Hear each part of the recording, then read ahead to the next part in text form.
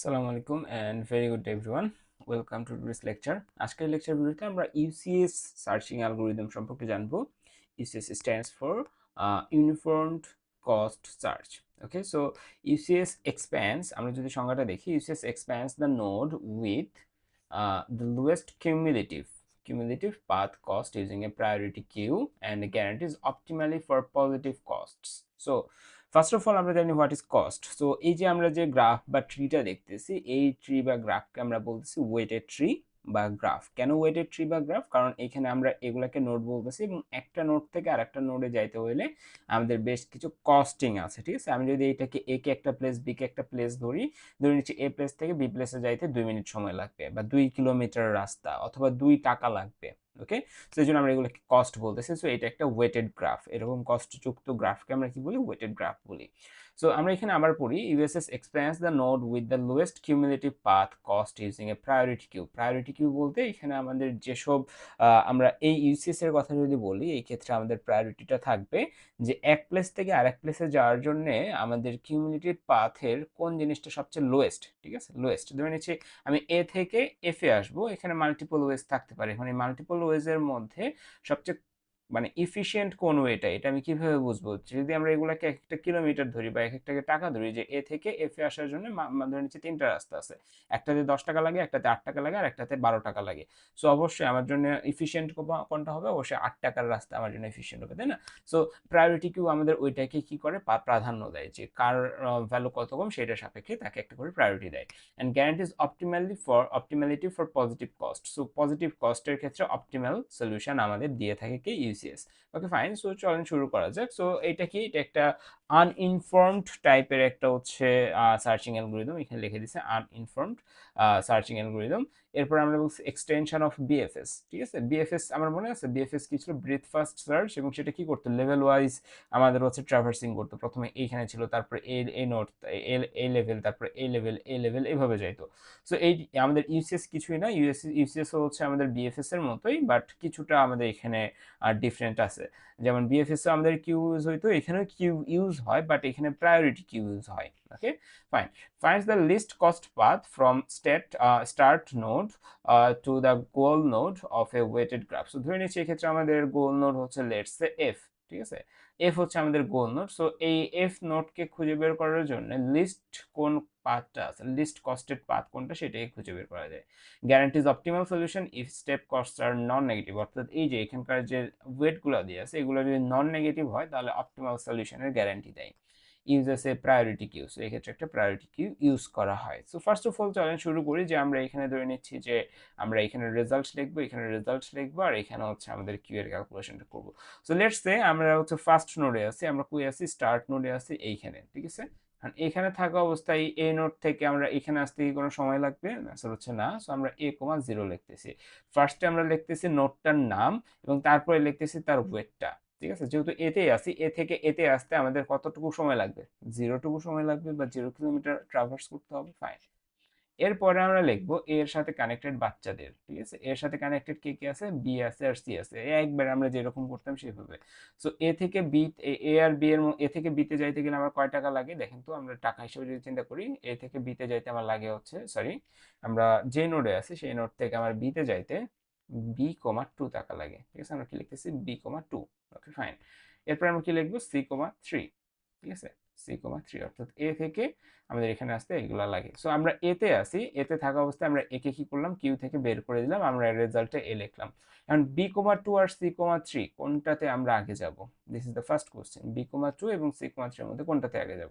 আমরা হচ্ছে লোয়েস্ট যেটা সেটাতে যাব। b,2 এবং c,3 এর মধ্যে লোয়েস্ট কে? b,2, তাই না? সো আমরা b,2 তে যাচ্ছি। সো যেহেতু b,2 তে যাচ্ছি, b,2 এখান থেকে ডিকিউ হয়ে যাবে এবং এখানে আমাদের বি চলে আসবে। অ্যান্ড এই মুহূর্তে আমাদের যেটা হবে সেটা হচ্ছে b,2 যখন এখানে আছে, তখন b,2 এর সাথে কানেক্টেড কারা আছে সেগুলোকে আমরা কিভাবে লিখবো? বি এর সাথে কানেক্টেড আছে ডি আর ই, ঠিক আছে। তাহলে এগুলাকেও তো এখানে লিখতে হবে, ডি আর ই কানেক্টেড আছে, তাই তো।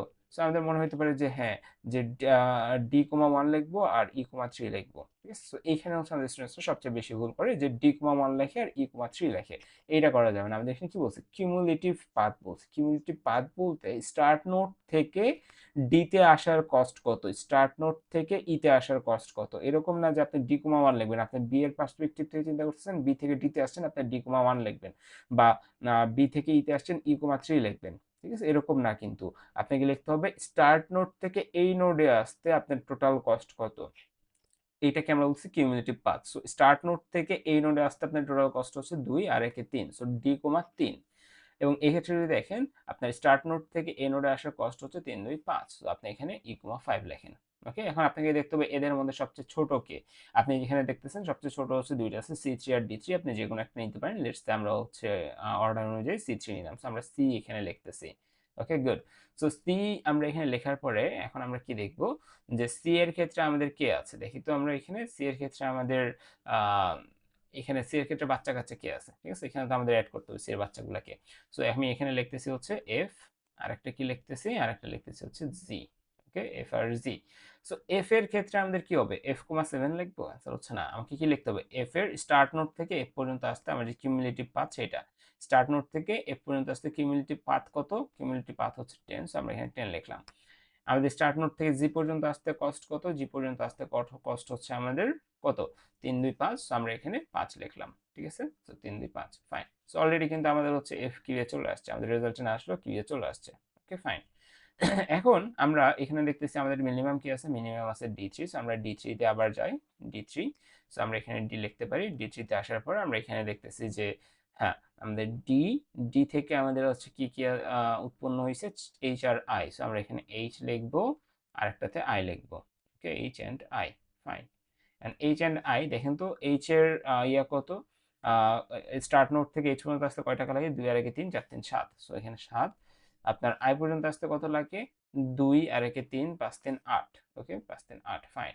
এখন আপনার এখান থেকে কে সবার প্রথমে বের হবে, সো আমরা এখানে দেখতেছি যে আমাদের এখানে 5 হচ্ছে মিনিমাম আছে, সো আমরা ই5 কে আগে বের করতেছি। সো আমরা এখানে ই লিখবো, মানে ই5 এ যদি আসি আমরা এখানে দেখতেছি যে হ্যাঁ, যে আমাদের জে আর কে আছে, সো আমরা এই লিস্টটাকে আরো এক্সপ্যান্ড করতে হবে। সো ধরে নিচ্ছি যে এখানে আমরা লিখতেছি জে, জে এর জন্য আমাদের কত হবে ভাই, জে এর জন্য আমাদের 2 2 3 2 5 2 7।